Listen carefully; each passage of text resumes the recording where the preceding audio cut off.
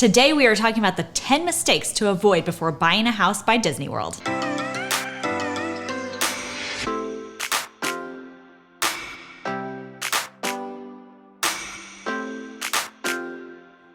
Hey everyone, Dan and Leslie back again for another video about moving next to Disney World. If you haven't checked out our other videos in this series, we did pack up our family of 4, move halfway across the country from Oklahoma to Orlando just to be by the magic, and it's been amazing.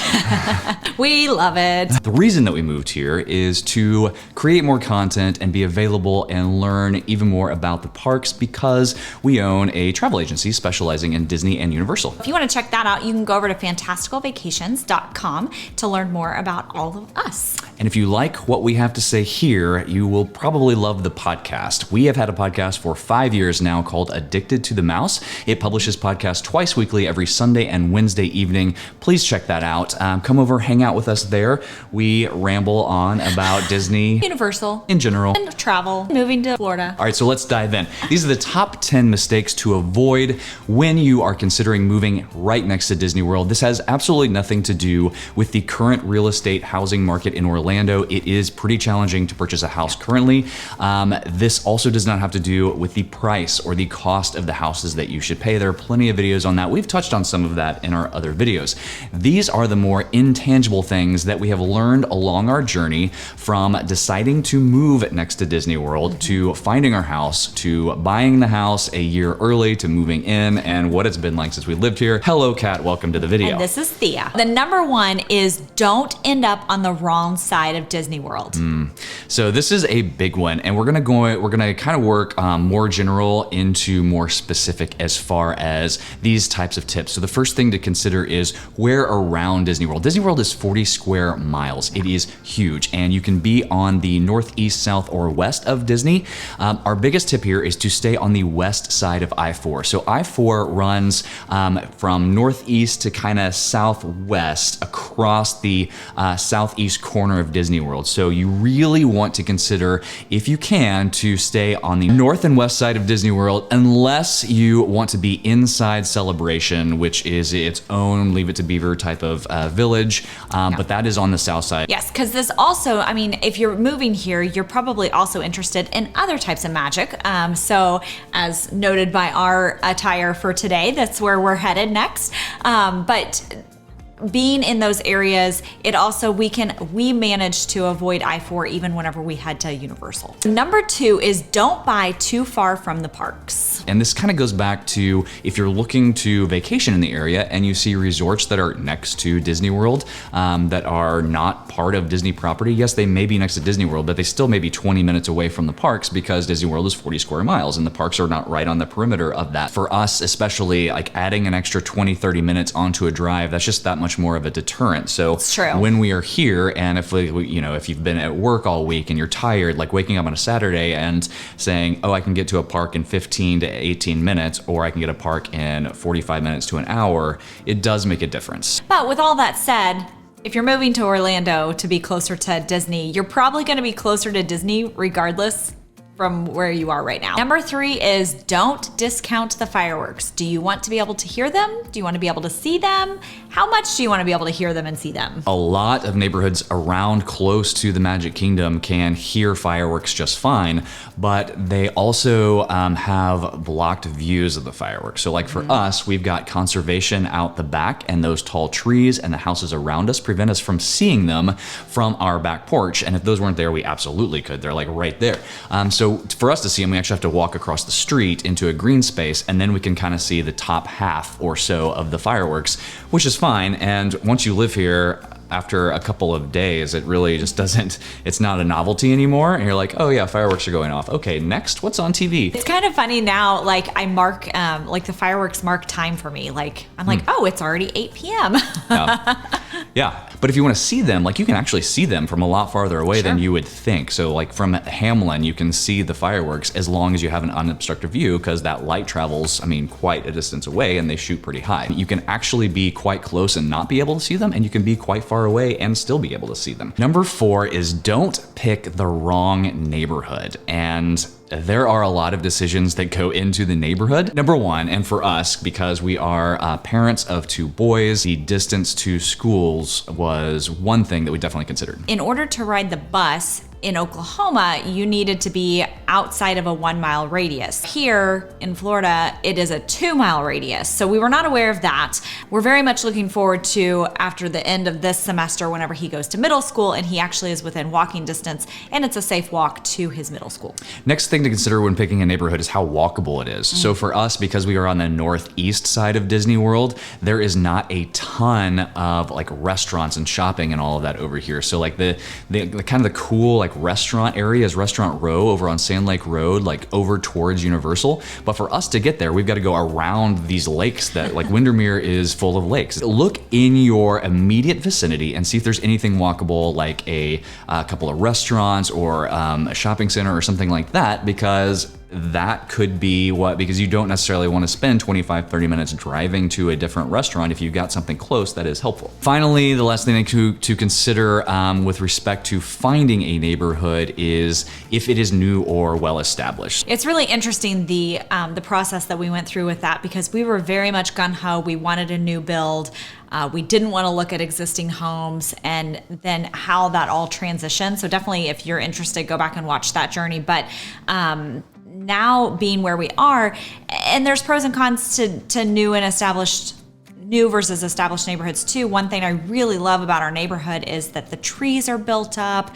There's moss in the trees, and that makes my heart happy. Coming from Oklahoma, I've always wanted moss in my trees. Number 5 is don't forget about the HOA, and this ties into choosing your neighborhood. When you think you found the perfect neighborhood that you want to be in, definitely check out the HOA. You want to know A, how much it costs. Because some can get really pricey. Real expensive, but some of those include additional things that you might be paying for anyway. So one thing that like Waterly includes is lawn care. So how much is it? What does it include? And then are they crazy? Yeah. Like, figure out if they're crazy. That's fair. HOAs, it is very restrictive, and especially in Florida, HOAs are a big thing, and some of them are a little more restrictive than others. So you can get a good sense of this if you join the community Facebook group page and figure out because everybody will gripe in there about something. And then just driving through the neighborhood, you can pretty well tell if it is a tightly run HOA or if they just maybe are a little laid back. Number 6 is just don't accept just any floor plan. It's pretty easy to do, especially in today's environment, just to want to be here and want to get something, and you compromise on a ton of stuff. Well, we almost did. We almost did. We had, once we decided we were going to buy resale and we knew the areas, we knew the builders that were in the area, so we actually narrowed down our search before we ever found this house or the previous one that we actually made an offer on that we didn't get. We narrowed it down to a couple of floor plans that we really liked that would work for us. And I think it's very important to do that because A, you can tell immediately when you open a listing, a brand new listing, if it's something you're even going to be interested in. But if you get into a house where the floor plan doesn't work for you, you're never really going to, you'll adjust to it, but you're never really going to be comfortable and enjoy it. For an example, we almost bought a house that was this exact floor plan, except it was missing one of the bathrooms, which is key. And I'm really glad we didn't do that, because it would have created some issues between the two smaller people living above us. So number 7 is don't forget about the pool. This may sound silly, but it is huge. There's a reason that a lot of houses have pools here. It is a fantastic amenity.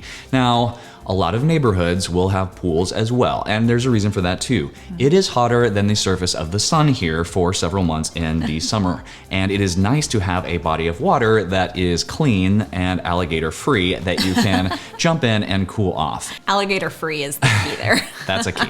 That is key. We started off and we weren't dead set on a pool. Yeah. Well, it wasn't that we didn't want it. We've had a pool before, but it was in Oklahoma, Yeah. which is a very different environment than here. I am so glad that we had the pool. I am as well. And another thing to think about with the pool is if you have a pool, you might want to consider having one of the bird cage things over it. Now, it's not a necessity. You definitely could have a body of water. You can have your backyard without it. But I will say it is very, very nice to be able to, like, because I can see the stuff that's landed on top of our bird cage that I know I would have to be cleaning out of the pool, if we didn't have that. Well, and we spend a lot of time outside. We have a nice fan that we put on the back porch after we moved in. And that's like kind of where we eat dinner now. Like that's how we hang out with our kids during mealtime. And it's just nice to be able to sit out there and not have a million bugs around. Next, kind of a small one, but not really, is decide how you want your house to face inside the neighborhood. Like, so which way the lot is positioned. With us, it's very, very important because we love to do work, take care of travel agency business out on the back patio. And so where the sun is rising and setting definitely makes a difference with us sitting out there. Because there is a period of time in the morning that if the sun is coming in just right, like it gets pretty toasty right there whenever the sun's hitting me. But we have some like curtains almost that we can kind of pull shut during that period of time. But it's nice to not have it like blazing in on our eyes. If you like sitting out on your back patio, if you like sitting out in the evenings, you probably want your house to face west. So that rising sun in the east will be past the top of your house and you won't have the sun hitting you.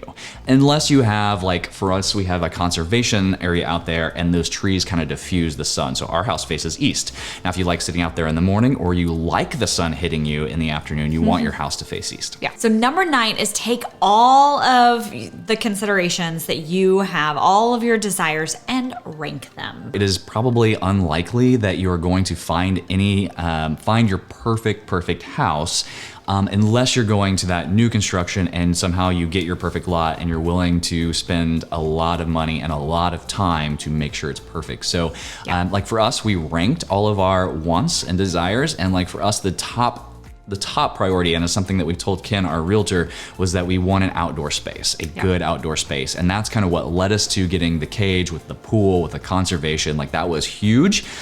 So like it didn't come up very often, but when we saw a floor plan that we liked in an area, north and east kind of sides of Disney with the pool, like we jumped on it immediately. We started looking at like, okay, will this work? Okay, how much work do we have to do?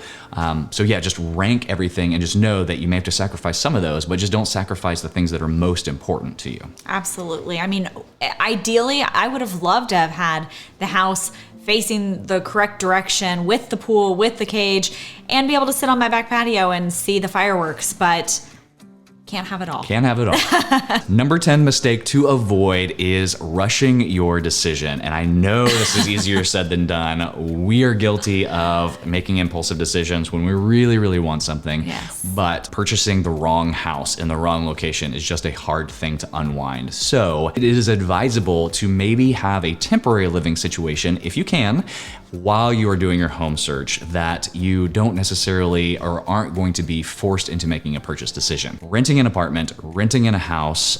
We rented a house for almost 2 years before we moved down here full time. Go back and watch those videos.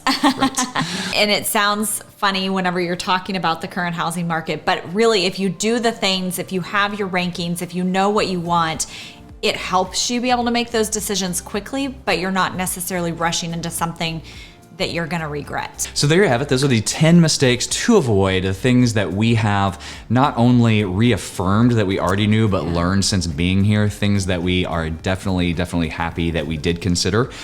Maybe in another 6 months, we will find some more that we still haven't learned. If you enjoyed this video, please consider giving us a like and subscribing to our channel. We put out 1 video a week. Well, actually now we put out 2 videos a week. We do a dining review every week on Disney property right now and soon to be Universal.